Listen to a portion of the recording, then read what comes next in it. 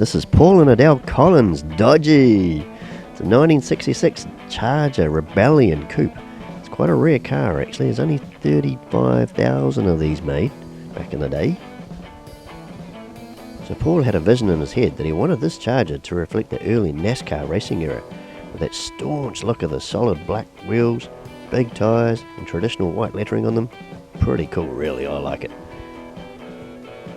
The silver framed hemi-orange stripes along the side highlighting the manufacturer's graphic, and all done in a matte-like finish to give that non-imposing we're here for go, not for show look. The reverse scoop on the bonnet looks so cool, grabbing the air and just shoving it into that full-barrel car with that 383 big block Hemi. Love it. The body, being originally silver, was stripped and detailed to reflect the NASCAR styling, and that big block 383 and 4-speed box were given a few performance treats as well. Knowing that the braking systems of the day weren't exactly built to stop these things in a hurry, a set of larger Wilwood rotors and calipers were bolted in up front, and of course the suspension lowered and reset to make it go around New Zealand corners, along with giving it that cool race car stance. So the interior got a refit as well, including the carpet and the hood lining. The dash even got sent to Canada to get a rebuild.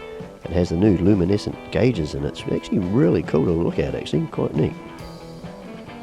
So all the chrome and stainless fixtures were painted out just to give it that real race car look. It's not here for show, you know. This is a way cool looking car, even before the Dukes of Hazzard got hold of them and went crazy throwing them over hills. So like pretty much every muscle car or hot rod built, there's always something to test you out.